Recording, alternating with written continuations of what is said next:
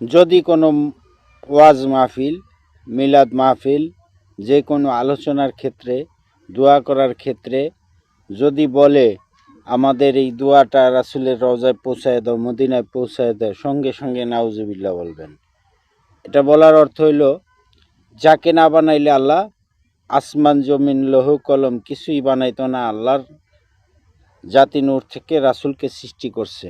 সেই রাসূলের কাছে আমরা এইভাবে প্রার্থনা করব আল্লাহর কাছে, আল্লাহ তুমি তোমার হাবিবের উসিলায় আমাদের বালা মুসিবত দূর করিয়া দাও। যাই কিছু দোয়া করেন রাসূল করিম সাল্লাল্লাহু আলাইহি সাল্লামের উসিলা দইরাই আল্লাহর কাছে দোয়াটা করবেন। নিজের জন্য চাইবেন, সমাজের জন্য চাইবেন, 5 জনের জন্য চাইবেন, এটাই সহি।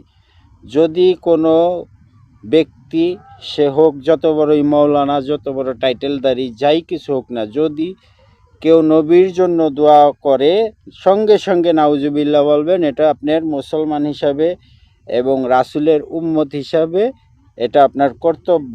যদি না করেন তাহলে আপনার কর্তব্য থেকে আপনি বিমুখ হয়ে গেলেন।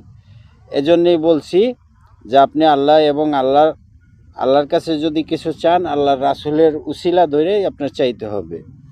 যদি এটা না করেন তাহলে আপনি রাসূলের উম্মত হিসাবে গণ্য হবেন না।